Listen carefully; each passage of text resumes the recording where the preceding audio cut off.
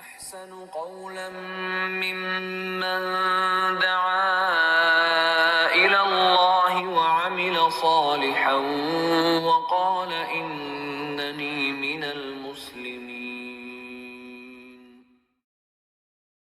إن الحمد لله نحمده ونستعينه ونستغفره ونعوذ بالله من شرور أنفسنا ومن سيئات أعمالنا من يهده الله فلا مضل له ومن يضلل فلا هادي له وأشهد أن لا إله إلا الله وحده لا شريك له وأشهد أن محمدا عبده ورسوله فاللهم صل وسلم وبارك عليه وعلى آله وصحبه أجمعين. أما بعد فأوصيكم عباد الله ونفسي بتقوى الله. أعوذ بالله من الشيطان الرجيم. قل لا يستوي الخبيث والطيب ولو أعجبك كثرة الخبيث فاتقوا الله يا أولي الألباب لعلكم تفلحون.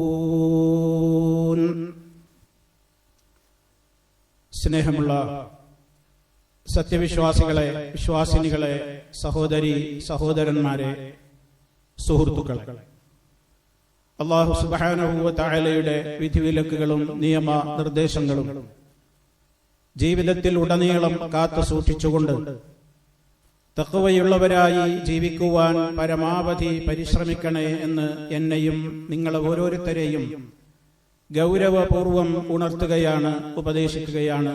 അല്ലാഹു സുബ്ഹാനഹു വ തആല തഖ്വയുള്ളവരിൽ ചേർത്ത് നമ്മെ എല്ലാവരെയും അനുഗ്രഹിക്കുമാറാകട്ടെ.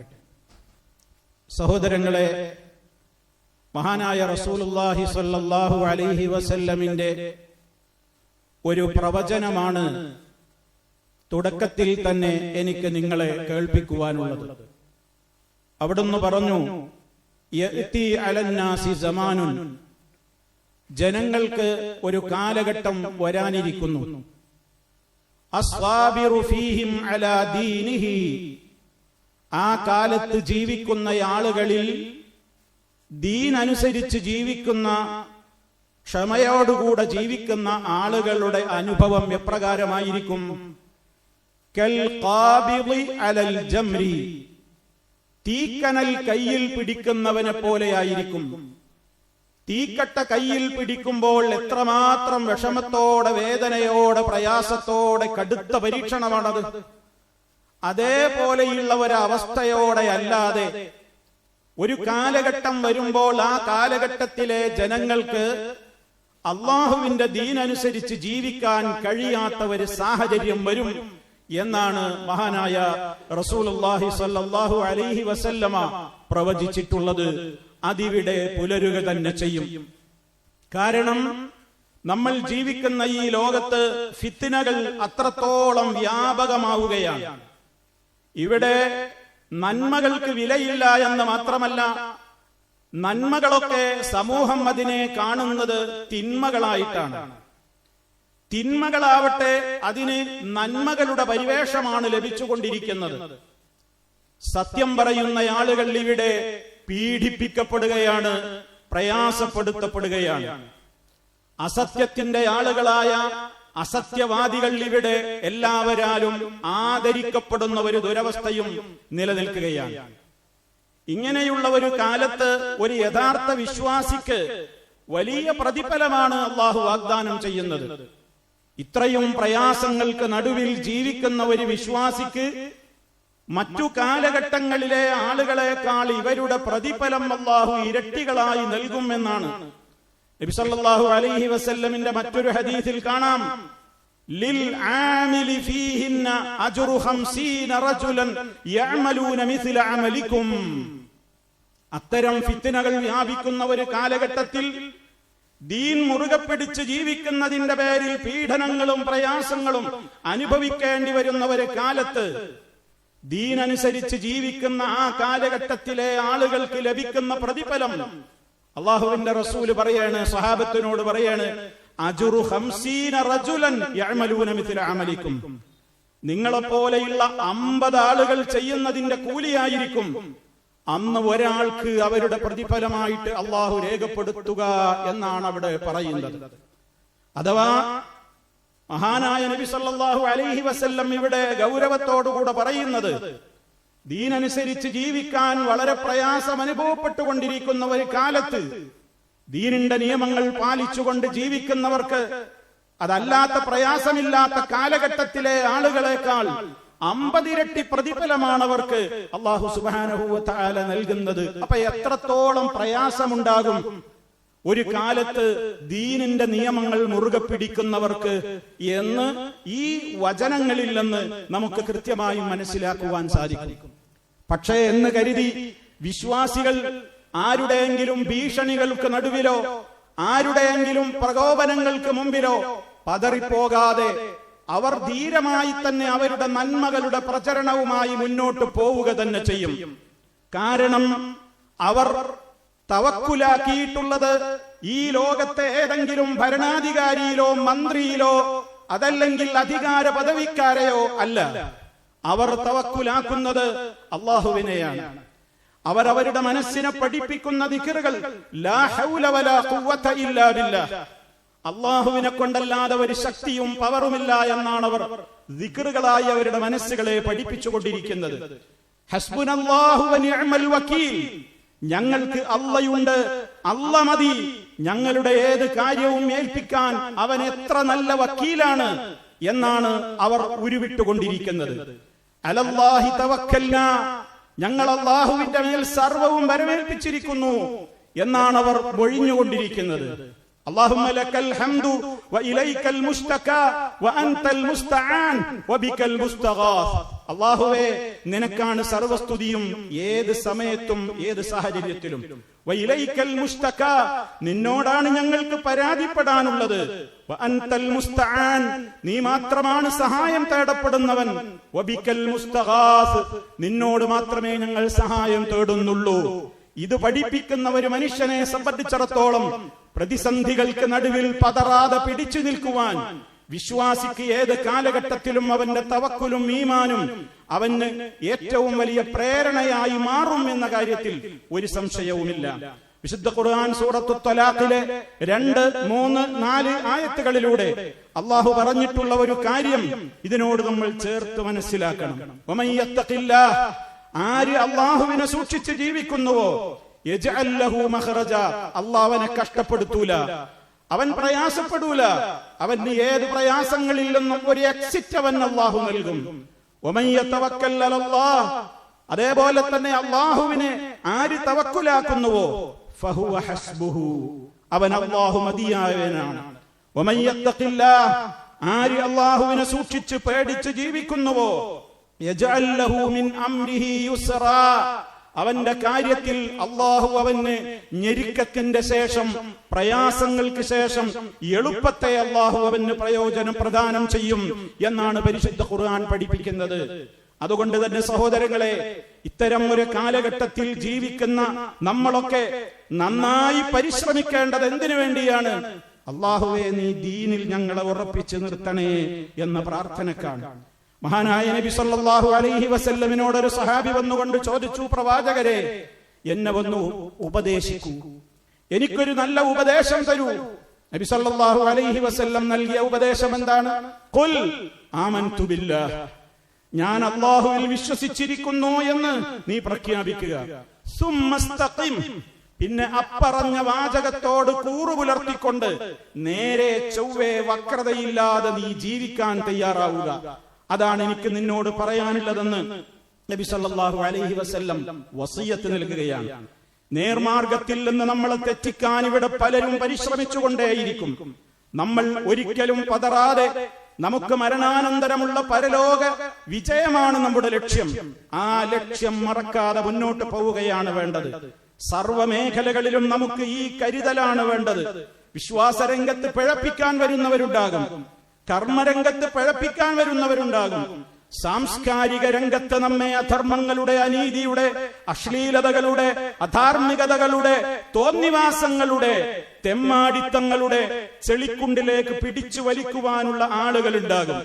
ആസ്വാദനങ്ങളുടെ പേര് പറഞ്ഞ് കലയുടെയും അതേപോലെയുള്ള സാഹിത്യത്തിന്റെയും മേമ്പൊടികൾ പറഞ്ഞുകൊണ്ട് ആ വിധത്തിൽ പട്ടിൽ പൊതിഞ്ഞ പാഷാണങ്ങളുമായി, വിഷങ്ങളുമായി കൊണ്ട് നമുക്ക് ചുറ്റും ഊരു ചുറ്റുന്ന, നമ്മെ തകർക്കുന്ന, നമ്മുടെ മക്കളെ തകർക്കുന്ന, സാംസ്കാരികമായി അവരെ അധപ്പതിപ്പിക്കുന്ന പൈശാചികതകൾ ധാരാളമായി വിളയാടുന്ന ഒരു ഘട്ടമുണ്ടാകും എന്ന് നമ്മൾ മനസ്സിലാക്കണം. എല്ലാ രംഗത്തും അതുണ്ടാകും. വിവാഹരംഗത്ത് അതുണ്ടാകും, നമ്മുടെ ബിസിനസ് മേഖലകളിൽ ഉണ്ടാകും, നമ്മുടെ കുടുംബജീവിതത്തിൽ ഉണ്ടാകും.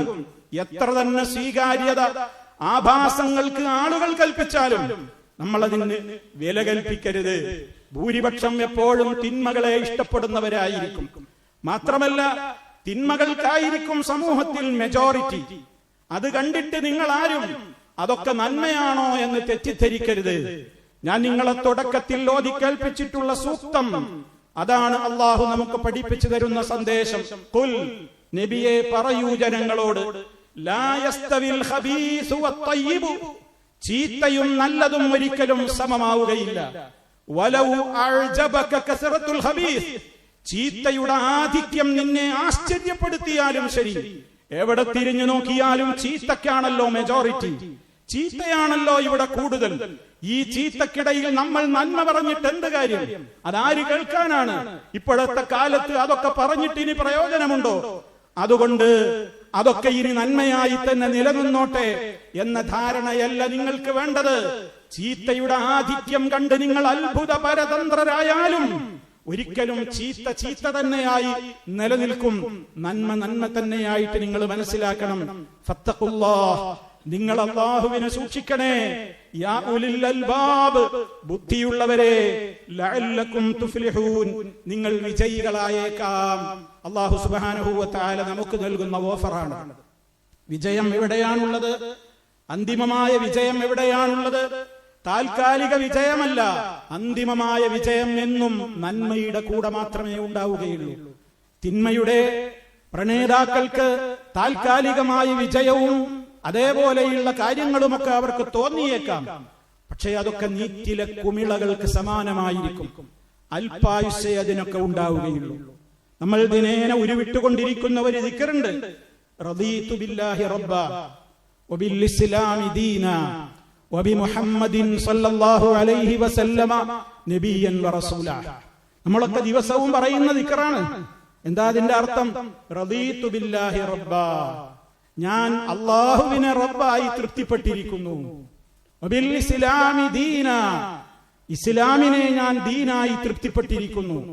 വബിമുഹമ്മദിൻ സല്ലല്ലാഹു അലൈഹി വസല്ലമ, അല്ലാഹുവിന്റെ റസൂലായ മുഹമ്മദ് നബി സല്ലല്ലാഹു അലൈഹി വസല്ലമിനെ നബിയും റസൂലുമായി ഞാൻ തൃപ്തിപ്പെട്ടിരിക്കുന്നു. ഇത് പറയുന്ന ഒരു മനുഷ്യന് പിന്നെ റബ്ബിന് തൃപ്തിയില്ലാത്ത, ഇസ്ലാമിന് നിരക്കാത്ത, മുസ്തഫ പഠിപ്പിച്ച ആദർശങ്ങൾക്ക് നിരക്കാത്ത ഏതെങ്കിലും ഒരു വിശ്വാസമോ സ്വഭാവമോ പെരുമാറ്റമോ പ്രവൃത്തിയോ ജീവിതത്തിൽ കൊണ്ടു നടക്കുവാൻ സാധ്യമാകുമോ? സാധ്യമാവുകയില്ല. നമ്മൾ എന്താ ചൊല്ലുന്ന ദിക്റ് നമ്മളെങ്കിലും ഒന്ന് ഓർക്കണം, നമ്മളെങ്കിലും അതിന്റെ ആശയങ്ങൾ പഠിക്കണം.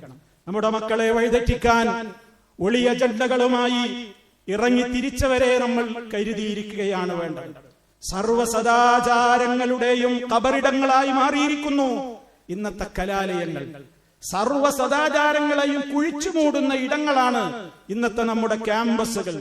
ലജ്ജ എന്നുള്ളത് നശിച്ചു പോയിരിക്കുന്നു. നബി സല്ലല്ലാഹു അലൈഹി വസല്ലം പറഞ്ഞത് ഒരു മുഅ്മിനിന്റെ ഐഡന്റിറ്റി ലജ്ജയാണ്. അൽ ഹയാഉ മിനൽ ഈമാൻ, ലജ്ജ ഈമാനിൽപ്പെട്ടതാണ്. ഈമാനും ലജ്ജയും ഒരേപോലെ തന്നെ നിലനിൽക്കേണ്ടുന്നവയാണ്. ഏതെങ്കിലും ഒന്ന് നഷ്ടപ്പെട്ടാൽ മറ്റേതും തനിയെ പടിയിറങ്ങിപ്പോകും എന്നാണ് മുത്ത മുസ്തഫ സല്ലല്ലാഹു അലൈഹി വസല്ലം പഠിപ്പിച്ചിട്ടുള്ളത്. അതുകൊണ്ട് തന്നെ ആൺ പെൺ ഇടകലരുകളിൽ ഇന്ന് അട്ടിമറി നടന്നിരിക്കുകയാണ്. ആണെന്നോ പെണ്ണെന്നോ വ്യത്യാസപ്പെടുത്തരുതെന്നാണ് പുതിയ പഠനങ്ങൾ.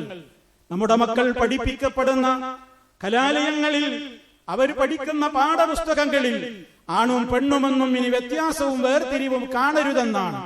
ഇസ്ലാമിൽ എന്താ അങ്ങനെ വേർതിരിവുണ്ടോ? അനീതിയുടെ ഒരു വേർതിരിവും ഇസ്ലാമിൽ ആണിനും പെണ്ണിനും തമ്മിൽ സങ്കല്പിച്ചിട്ടില്ല. ആണിനെയും പെണ്ണിനെയും അനീതിയോടുകൂടെ കാണുന്ന ഒരു നിയമവും ഇസ്ലാമിലില്ല. അതേ അവസരത്തിൽ മനുഷ്യന്റെ പ്രകൃതിയെ നന്നായി അറിയാവുന്ന, പ്രകൃതിയെ സൃഷ്ടിച്ചിട്ടുള്ള ആ അല്ലാഹു നമുക്ക് പഠിപ്പിച്ചു തരുന്നുണ്ട്. ആണിനും പെണ്ണിനും ചില വ്യത്യാസങ്ങളുണ്ട്. അത് അംഗീകരിച്ചു കൊടുത്തേ പറ്റൂ. അതിനനുസരിച്ച് വേണം നിങ്ങളുടെ ഇടപാടുകൾ, അതിനനുസരിച്ച് വേണം നിങ്ങളുടെ ഇടപെടലുകൾ. അതൊക്കെ മാറ്റിമറിച്ചുകൊണ്ട് ഇന്നിന്റെ ആളുകൾ പ്രചരിപ്പിക്കുന്നത് ആണായാലും പെണ്ണായാലും ഞങ്ങൾക്ക് പ്രശ്നമൊന്നുമില്ല, ഞങ്ങൾക്ക് ആസ്വാദനം മാത്രമാണ് ഞങ്ങളുടെ ലക്ഷ്യം.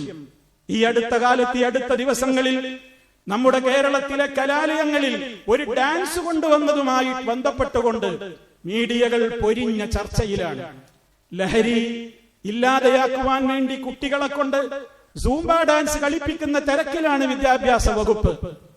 ആ രൂപത്തിലുള്ള ചർച്ചകൾ വന്നപ്പോൾ ആ വിധത്തിലുള്ള പല പ്രഹസനങ്ങളുമാണത് എന്ന് സമൂഹത്തെ തെര്യപ്പെടുത്തി, തെളിവുകളുടെ, ലക്ഷ്യങ്ങളുടെ അടിസ്ഥാനത്തിൽ തെര്യപ്പെടുത്തിയപ്പോൾ ചില ചാനലുകളിൽ വന്നുകൊണ്ട് ചിലരൊക്കെ ചോദിച്ചത് നിങ്ങൾക്കെന്താ പ്രശ്നം എന്നാണ്. ഞങ്ങൾക്ക് എന്തായാലും പ്രശ്നമില്ല എന്നാണ് അവർക്ക് പറയാനുള്ളത്. ഞങ്ങൾക്ക് വളരെ നഗ്ന നൃത്തമാടുന്ന സാമ്പയായാലും സൂമ്പയായാലും കേബറയായാലും ഞങ്ങൾക്ക് ആസ്വദിക്കണമെന്നേയുള്ളൂ എന്ന ഒരൊറ്റ കാഴ്ചപ്പാടാണ് സമൂഹം ഇവിടെ വെച്ച് പുലർത്തുന്നത്. നമ്മൾ നമ്മുടെ മക്കളെ ചോറ് കൊടുത്ത് പാലൂട്ടി തേനൂട്ടി വളർത്തുന്നത് ആരാന്റെ കയ്യിലെ കളിപ്പാവകളായി അതപ്പതിക്കാനല്ല, ആരാന്റെ കയ്യിലെ സംസ്കാരങ്ങളുടെ ചേറ് തിന്നുന്ന മക്കളായി മാറുവാനല്ല, അധ്വാനിച്ച് ചോര നീരാക്കിക്കൊണ്ട് നമ്മൾ നമ്മുടെ മക്കളെ വളർത്തുന്നത്. നമുക്ക് നമ്മുടെ മക്കളെ കുറിച്ച് മരണത്തിനും അപ്പുറം ചില പ്രതീക്ഷകളുണ്ട്. പരലോകത്തവർ നമുക്ക് ഉപകരിക്കണമെന്ന ബോധമുണ്ട്. അതിനുവേണ്ട പ്രാർത്ഥനയുണ്ട്. അതിനെയെല്ലാം അട്ടിമറിക്കുന്ന വിധത്തിൽ ആണും പെണ്ണുമൊന്നും ഇവിടെ വ്യത്യാസമായി കാണരുത്. എല്ലാവരും ഒരേ വേഷം ധരിക്കട്ടെ, ഒരേ ക്ലാസ് റൂമുകളിൽ ഒരേ ബെഞ്ചിൽ അടുത്തടുത്തവർ ഇടകലർന്നിരിക്കട്ടെ, ഒരേ ടോയ്ലറ്റുകളിൽ അവർ ഇഷ്ടമുള്ളതുപോലെ കയറട്ടെ, ആസ്വദിക്കട്ടെ. എന്തിനാണ് ഇവിടെ വേറെ ടോയ്ലറ്റുകൾ? ആണിനും പെണ്ണിനും വേറെ വേറെ ടോയ്ലറ്റുകളോ? വേണ്ട, ഒരൊറ്റ ടോയ്ലറ്റ് മതി. ഇഷ്ടമുള്ളവരൊക്കെ കയറി മേയട്ടെ. ഈ വിധത്തിലുള്ള കെട്ടിപ്പിടിക്കുന്ന ചുംബന രംഗങ്ങൾ പരസ്യമായി കലാലയ ക്യാമ്പസുകളിൽ പോസ്റ്റർ പതിക്കുമ്പോൾ മിണ്ടാൻ ധൈര്യമുള്ള ആരുകൾ ഇന്നില്ലാതെയായി മാറിയിരിക്കുന്നു. ആണും പെണ്ണും നഗ്നമേനിയോടുകൂടെ കെട്ടിപ്പുണർന്ന ചുംബനത്തിന്റെ രംഗങ്ങൾ പാർട്ടി വിദ്യാർത്ഥികളുടെ പേരും കൊടുത്തുകൊണ്ട് ബാനറുകൾ ക്യാമ്പസുകളിൽ തൂക്കുമ്പോൾ ഒരക്ഷരം ഉരിയാടുവാൻ പാടില്ലെന്ന കാട്ടാള നിയമം ഇവിടെ വന്നിരിക്കുന്നു. പട്ടിയും തമ്മിൽ ഇണചേരുന്ന ചിത്രങ്ങൾ പരസ്യമായി സ്കൂൾ ക്യാമ്പസുകളിൽ പ്രദർശിപ്പിക്കുമ്പോൾ അതിനെതിരെ ഒരക്ഷരം ഏതെങ്കിലും അധ്യാപകൻ ഉരിയാടിയാൽ മാഷയെ ശമ്പളം വാങ്ങി വീട്ടിൽ പോയാൽ മതി, സദാചാര പോലീസ് ചമയണ്ട എന്ന് ഭീഷണി മുഴക്കുന്ന വിദ്യാർത്ഥി ലോകം വിരാജിക്കുന്ന തലങ്ങളായി മാറിയിരിക്കുന്നു നമ്മുടെ ക്യാമ്പസുകൾ. ഇതിനാണോ നമ്മൾ നമ്മുടെ മക്കളെ അങ്ങോട്ട് വിടുന്നത്? ഇതിനാണോ നമ്മുടെ മക്കളെ നമ്മൾ പഠിപ്പിക്കുന്നത്? ഇതിനാണോ നമ്മുടെ മക്കൾക്ക് വേണ്ടി നമ്മൾ രാപ്പകലില്ലാതെ അധ്വാനിക്കുന്നത്? ഉണരുന്ന ബോധമുള്ള വിവേകമുള്ള രക്ഷിതാക്കളോട് മാത്രമാണ് ഞാൻ സംസാരിക്കുന്നത്. അതുകൊണ്ട് വളരെയേറെ ഗൗരവത്തോടുകൂടെ നമ്മൾ ഇതൊക്കെ കാണേണ്ടതുണ്ട്. നമ്മുടെ ഏത് ഡാൻസ് ആയാലും നിങ്ങൾക്ക് എന്താ കുഴപ്പമെന്ന് ചോദിച്ച ആളുകൾ ഇവിടെ കേരളത്തിൽ നിയമമില്ലേ? നമ്മുടെ കലാലയങ്ങളിലെ ക്യാമ്പസുകളിൽ സിനിമാറ്റിക് ഡാൻസ് നിരോധിക്കണം എന്ന ചർച്ച വന്നില്ലേ? സിനിമാറ്റിക് ഡാൻസ് നിരോധിച്ചുകൊണ്ടുള്ള നിയമം ഉത്തരവ് വന്നില്ലേ? അത് കർശനമായി പാലിക്കണമെന്ന് മുസ്ലിം സംഘടനകളല്ലാത്തവർ പോലും ആവശ്യപ്പെടുന്നില്ലേ? എന്താ കുഴപ്പം? എന്താ സിനിമാറ്റിക് ഡാൻസ് ആയ കുഴപ്പമെന്താ? നിങ്ങൾക്ക് എന്താ കുഴപ്പം എന്ന് ചോദിക്കാൻ എന്താ ഇവിടെ ആളില്ലാത്തത്? എന്തേ അങ്ങനെ ഒരു ഇരട്ടത്താപ്പ്? സിനിമാറ്റിക് ഡാൻസ് ആയാൽ തകരാറ്, സൂംബ ഡാൻസ് ആയാൽ തകരാറില്ല. ഇങ്ങനെയൊക്കെയുള്ള വിവേചനങ്ങൾ ആര് കൊണ്ടുവന്നു? നമ്മൾ ചിന്തിക്കണം. നമ്മൾ തിന്മയുടെ ഒപ്പം കൂടികളാവേണ്ടവരല്ല. നമ്മൾ മനസ്സിലാക്കണം, ഇസ്ലാമിന് കൃത്യമായിട്ടുള്ള നിയമങ്ങളുണ്ട്. ഇസ്ലാമിൽ അങ്ങനെ ഏത് വേഷവും ധരിക്കാമെന്ന് ആണിനോട് പെണ്ണിനോട് പറഞ്ഞിട്ടില്ല. ആണിന് ആണിന്റെ മാന്യമായ വേഷമുണ്ട്, സ്ത്രീക്ക് സ്ത്രീയുടേതായ മാന്യമായ വേഷമുണ്ട്. പരിശുദ്ധ ഖുർആൻ അത് കൃത്യമായി തന്നെ പറഞ്ഞിട്ടുമുണ്ട്. യാ അയ്യുഹൻ നബിയ്യു, പ്രവാചകരെ, ഖുൽ ലിഅസ്വാജിക വബനാതിക, താങ്കളുടെ ഭാര്യമാരോടും താങ്കളുടെ പെൺമക്കളോടും വനിസായിൽ മുഅ്മിനീന, സത്യവിശ്വാസികളായ സ്ത്രീകളോടും പറഞ്ഞേക്കൂ, യുദ്നീന അലൈഹിന്ന മിൻ ജലാബീബിഹിന്ന, അവരുടെ വസ്ത്രത്തിൽ അവർ മാർവിടങ്ങളിലേക്ക് അവരുടേതായ ജിൽബാബുകൾ അയഞ്ഞ വസ്ത്രങ്ങൾ കൊണ്ട് മറച്ച് അവരുടെ ശരീരത്തെ അവർ മറക്കട്ടെ. സദാചാര ബോധമുള്ള പെണ്ണാണത് എന്ന് അറിയപ്പെടാൻ വേണ്ടി ഈ വേഷമാണ് അവർക്ക് യോജിച്ചത്. ഫലായുദൈന, മറ്റുള്ളവരുടെ കാമ കണ്ണുകളാലും ആർത്തി പൂണ്ട കരങ്ങളാലും ആ സ്ത്രീകൾ ദ്രോഹിക്കപ്പെടാതിരിക്കാനും പീഡിപ്പിക്കപ്പെടാതിരിക്കുവാനും ഈ നിയമമാണ് അവർ പാലിക്കേണ്ടതെന്ന് സൂറത്തുൽ അഹ്സാബിലെ 59-ാമത്തെ ആയത്തിലൂടെ അല്ലാഹു സുബ്ഹാനഹു വ തആല പറയുമ്പോ, അതൊക്കെ ആർക്ക് വേണം? നിങ്ങളുടെ ഖുർആനിലും പുസ്തകത്തിലും അവിടെ വെച്ചാ മതി, അത് നിങ്ങളുടെ മമ്മദിനോട് പോയി പറഞ്ഞാ മതി എന്ന് നിരീശ്വര നിർമ്മതവാദത്തിന്റെയും അതേപോലെയുള്ള ലിബറൽ ചിന്താഗതിയുടെയും വക്താക്കൾ കൊരവയിടുമ്പോൾ രക്ഷിതാക്കളെ മനസ്സില്ലാതെ സമ്മതിച്ചു തരാനെന്ന് പറയാനുള്ള ആർജവം ഏതൊരു പൗരനും ഈ രാജ്യത്തുണ്ട്. ആ പൗര സ്വാതന്ത്ര്യത്തിൽ നിന്ന് മാറി നിന്നുകൊണ്ട് നാം മൗനികളായി മാറുവാനൊരിക്കലും പാടില്ല. നിയമത്തിന്റെ വഴിയിലൂടെ പോരാട്ടം വളരെ കൃത്യമായി തന്നെ മുന്നോട്ട് കൊണ്ടുപോകേണ്ടതുണ്ട്. കയ്യാങ്കളിക്ക് ഇസ്ലാം പ്രോത്സാഹിപ്പിക്കുന്നില്ല. ആർക്കും ഇവിടെ എന്തും ചെയ്യാം. പക്ഷേ അവരെ കൈ കൊണ്ട് നേരിടുകയോ ആയുധം കൊണ്ട് നേരിടുകയോ ചെയ്യുന്ന ഒരു പ്രവർത്തനം ഇസ്ലാമിനില്ല. അതേ അവസരത്തിൽ ന്യായത്തിന്റെയും യുക്തിയുടെയും ഒരു വേള ജീവിക്കുന്ന രാജ്യം വകവച്ചിരുന്നിട്ടുള്ള പൗരസ്വാവകാശത്തിന്റെ പൗരസ്വാതന്ത്ര്യത്തിന്റെ ഭരണഘടനയുടെ നിയമങ്ങൾ എണ്ണി പറഞ്ഞുകൊണ്ട് പോരാട്ടത്തിന്റെ പാതയിൽ രക്ഷിതാക്കളെ മൗനികളാവാതെ നാം മുന്നോട്ട് പോവുകയാണ് ചെയ്യേണ്ടത്. ആലോചിച്ചു നോക്കണം, എവിടെ എത്തി നമ്മുടെ കലാലയങ്ങൾ? നമ്മുടെ മക്കൾ പഠിക്കുന്ന സ്കൂളുകളിൽ എന്തൊക്കെ ദിനങ്ങളായി ആചരിക്കുന്നത്? അധ്യാപക ദിനം, വിദ്യാർത്ഥി ദിനം, ഇതൊക്കെ മാത്രമാണോ? മാസ്റ്റർബേഷൻ ദിനം. എന്താ മാസ്റ്റർബേഷൻ ദിനം? മനുഷ്യൻ ഇങ്ങനെ സ്വവർഗമായിട്ട് അവന്റെ സ്വന്തം ശരീരത്തെ തന്നെ സ്വന്തം തന്നെ ലൈംഗികമായി ആസ്വദിക്കുന്ന സ്വവർഗാനുരാഗം, സ്വന്തമായി തന്നെ അവൻ തന്റെ ദാഹം തീർക്കുന്ന പ്രവർത്തനം, അത് ആചരിക്കാൻ ഒരു ദിവസം. സ്ത്രീകൾ വളരെ സ്വകാര്യമായി തന്നെ കൈകാര്യം ചെയ്യുന്നതാണ് ആർത്തവതാളുകൾ. സ്കൂളുകളിലും കോളേജുകളിലും ഇന്നെന്താ? ആർത്തവം ദിനാചരണമാണ്. ആർത്തവത്തിന്റെ ദിനങ്ങൾ അവർ ധരിക്കുന്ന സ്വകാര്യ പാഡുകൾ പരസ്യമായി മതിലിന്മേൽ ഒട്ടിച്ചു വെച്ചുകൊണ്ട് ആർത്തവത്തിന്റെ ദിനമാചരിക്കുന്ന ആളുകൾ, സ്ത്രീകളുടെ ലൈംഗികാവയവത്തിന്റെ അതേ രൂപത്തിലുള്ള കളർ ലൈറ്റ് ഇട്ടുകൊണ്ട് അങ്ങനെയുള്ള കവാടങ്ങൾ തീർത്ത് ആ കവാടത്തിനുള്ളിലൂടെ സമ്മേളനഗതിയിലേക്ക് ആളുകളെ നയിക്കുന്ന പൈശാചികത വിളയാടുന്ന കാലം, ഇത്രത്തോളം വൃത്തികെട്ട ഒരു കാലഘട്ടത്തിൽ ഏത് രൂപത്തിൽ ആരെയും ഒരു പുരുഷന് പ്രാപിക്കാം, ഏത് പെണ്ണിന്റെ കൂടെയും ജീവിക്കാം, വിവാഹമൊന്നും അതിനാവശ്യമില്ല എന്നാണ് ഇന്ന് കുട്ടികൾ പറഞ്ഞുകൊണ്ടിരിക്കുന്നത്. കുടുംബം അതൊരു ഭാരമാണ്, വിവാഹമോ അത് ഉത്തരവാദിത്തമാണ്. എന്തിനാ അങ്ങനെ? ഇവിടെ പാറി നടക്കുന്ന പറവകൾ കല്യാണം കഴിക്കുന്നുണ്ടോ? അവര് കല്യാണം കഴിച്ചിട്ടല്ലോ. അതുകൊണ്ട് ലിവിങ് ടുഗദർ, ഇഷ്ടമുള്ളവരുടെ കൂടെ ഇഷ്ടമുള്ള കാലം ഒന്നിച്ച് താമസിക്കുക. ഒരു വിവാഹമൊന്നും വേണ്ട. ഇഷ്ടമില്ലേ തമ്മിൽ പിരിയുക, വീണ്ടും മറ്റവളെ തേടിപ്പോവുക, അവൾ മറ്റവനെ തേടിപ്പോവുക. ഇങ്ങനെയുള്ള ഒരു സ്വർഗരാജ്യത്തെ അത്രേ, അവരുടേതായ ഒരു സ്വർഗരാജ്യത്തെ അത്രേ ഇവരിവിടെ സ്വപ്നം കാണുന്നത്. ഇതിനെയൊക്കെ ആരെങ്കിലും എതിർത്താലോ അവനെ ഒരുപാട് പേരുകൾ ഇട്ട് ചാപ്പകുത്തും.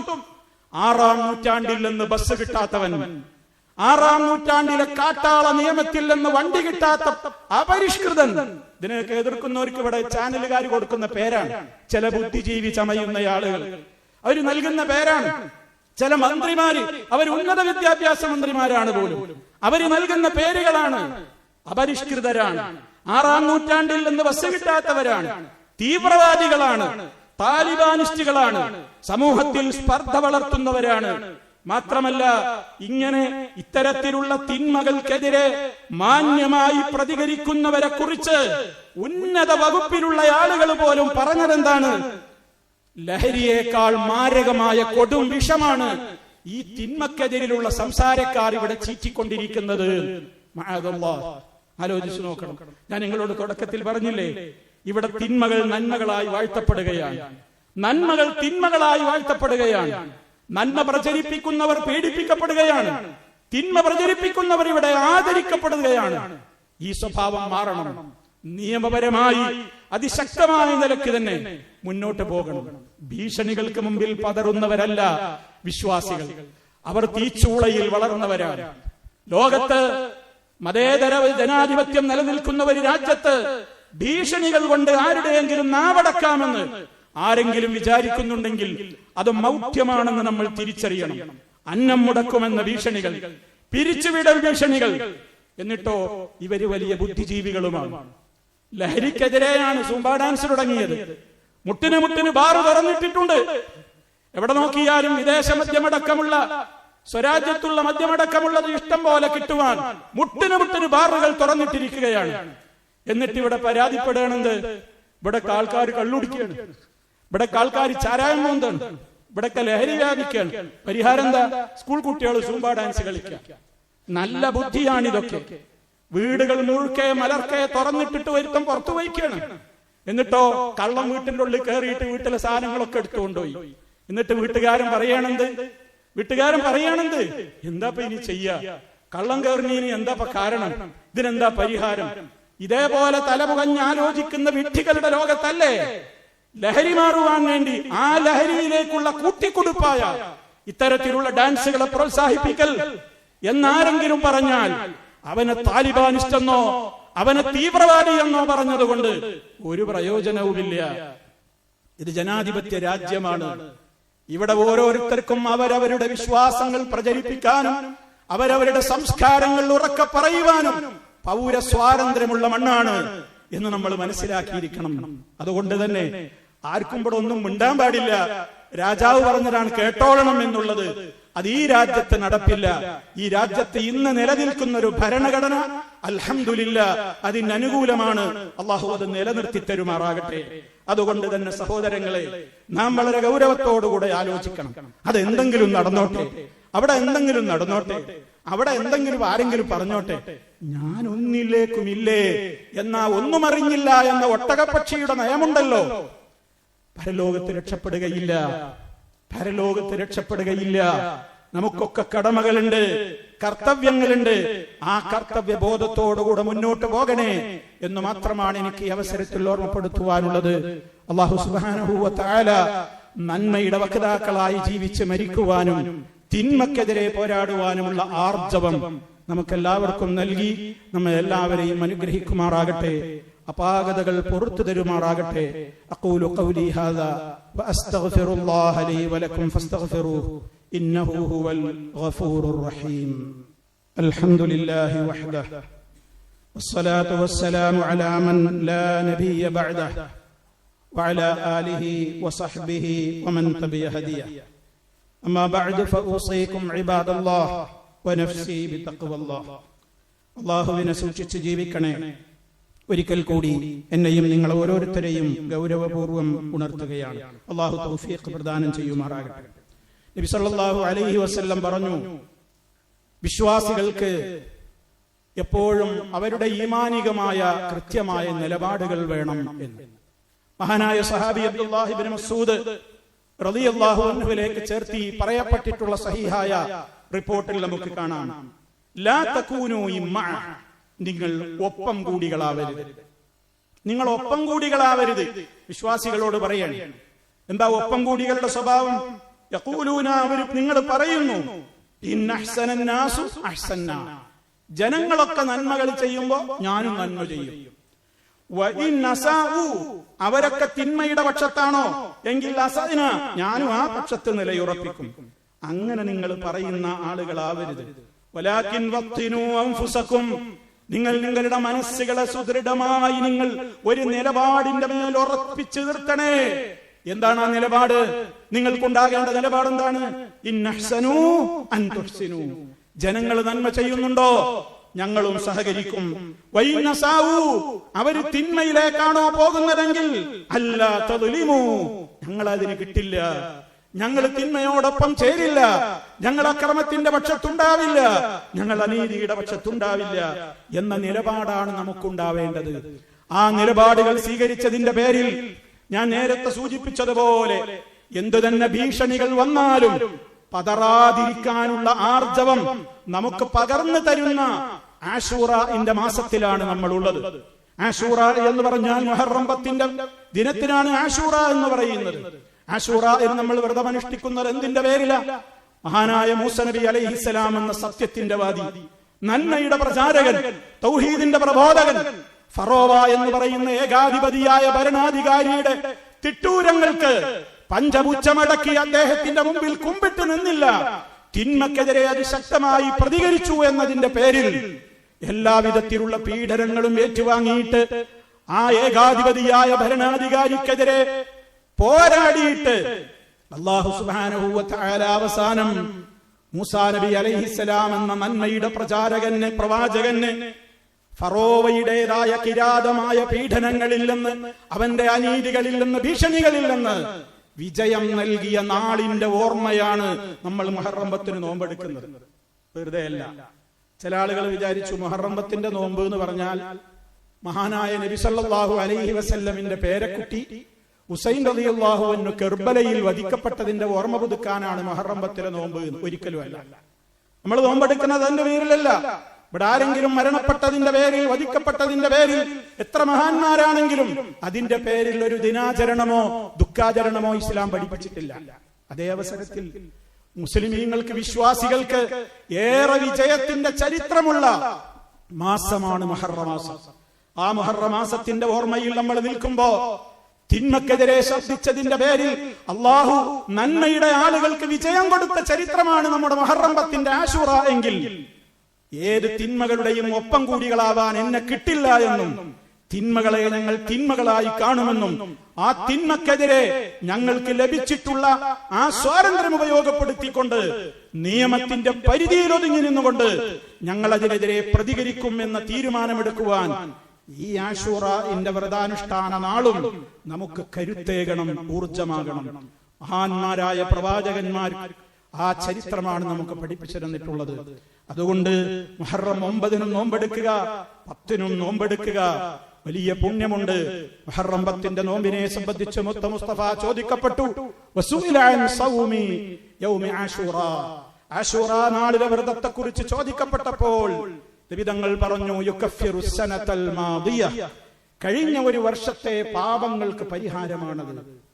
ഒരു കൊല്ലത്തെ ചെറുദോഷങ്ങൾ നമ്മളിൽ നിന്ന് വന്നുപോയതിനെ പൊറുപ്പിക്കുന്ന മഹത്വമുള്ള നോമ്പാണ് 10 നോമ്പ്. അത് അള്ളാന്റെ റസൂൽ അനുഷ്ഠിച്ചിട്ടുമുണ്ട്. 9 നോമ്പ് കൂടി നോൽക്കാൻ ആഗ്രഹം പ്രകടിപ്പിച്ചു. വരും കൊല്ലം ഞാൻ ജീവിച്ചിരിക്കുകയാണെങ്കിൽ ഞാൻ 9 കൂടി അനുഷ്ഠിക്കും. പക്ഷേ ആ വർഷം മുത്ത് മുസ്തഫ ജീവിച്ചിരിപ്പുണ്ടായില്ല. അവിടുന്ന് ഈ ലോകത്തോട് വിട പറഞ്ഞു വഫാത്തായി. അവിടുത്തെ പ്രവൃത്തി സുന്നത്തായതുപോലെ അവിടുത്തെ വാക്കും ആഗ്രഹവും സുന്നത്താണ്. അതുകൊണ്ട് 9 നോമ്പെടുക്കൽ പുണ്യകരമാണ്.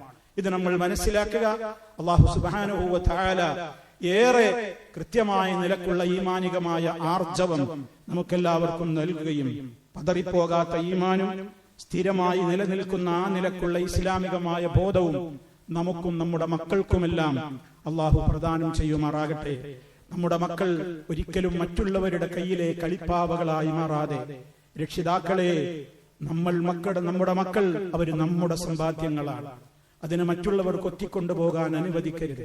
റഹ്മാനായ റബ്ബ് അവർക്ക് എപ്രകാരമാണോ വിശ്വാസവും കർമ്മവും തർബിയത്തും നൽകാൻ പഠിപ്പിച്ചിട്ടുള്ളതെങ്കിൽ അത് പഠിപ്പിക്കുന്ന ഇടങ്ങളിലേക്ക് നിങ്ങൾ അവരെ പറഞ്ഞയച്ച് അവർക്ക് ബോധവൽക്കരണം നടത്തിക്കൊണ്ട് പൈശാചികതയിൽ നിന്ന് നമ്മെയും അവരെയും കാത്തുരക്ഷിക്കേണ്ട ബാധ്യത നമുക്കുണ്ട്. അതിൽ ശ്രദ്ധിക്കാതെയായാൽ മരണനേരത്ത് പൊട്ടിക്കരയേണ്ടി വരും, ഖബറിൽ അട്ടഹസിക്കേണ്ടി വരും, പരലോക കോടതിയിൽ അട്ടഹസിക്കേണ്ടി വരും. പക്ഷേ ആ അട്ടഹാസങ്ങൾക്കും ആ വിലാപങ്ങൾക്കുമൊന്നും ഒരു വിലയും കൽപ്പിക്കപ്പെടാത്ത സമയങ്ങളായിരിക്കും. അത് ഒരു പ്രയോജനവും ഉണ്ടാവുകയില്ല. അതുകൊണ്ട് പ്രയോജനമുള്ള ഈ സമയത്താണ് വേണ്ട നടപടികൾ സ്വീകരിക്കേണ്ടത്. അള്ളാഹു നമുക്ക് തൗഫീഖ് പ്രദാനം ചെയ്യുമാറാകട്ടെ. മാരകമായ രോഗങ്ങളിൽ നിന്ന് നമ്മെ കാത്തുരക്ഷിക്കുമാറാകട്ടെ. നമ്മിലെ രോഗികൾക്ക് അള്ളാഹു ശിഫ നൽകുമാറാകട്ടെ.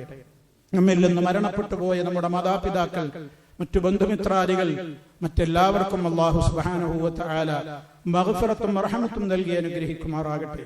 ഏതവസരത്തിലും ദീനിന്റെ നിയമങ്ങൾ അനുസരിച്ച് മുന്നോട്ട് പോകുവാനുള്ള ആർജവവും ഈമാനികമായ തവക്കുലും അള്ളാഹു നമുക്ക് പ്രദാനം ചെയ്യുമാറാകട്ടെ. അല്ലാഹുമ്മ ഗ്ഫിർ ലിൽ മുഅ്മിനീന വൽ മുഅ്മിനാത്ത് വൽ മുസ്ലിമീന വൽ മുസ്ലിമാത്ത് الأحياء منهم والأموات إنك مجيب الدعوات وقاضي الحاجات. اللهم أعز الإسلام والمسلمين وأذل الشرك والمشركين. اللهم أجرنا وأجر والدينا من النار. ربنا اغفر لنا ذنوبنا وكفر عنا سيئاتنا وتوفنا مع الأبرار والحمد لله رب العالمين.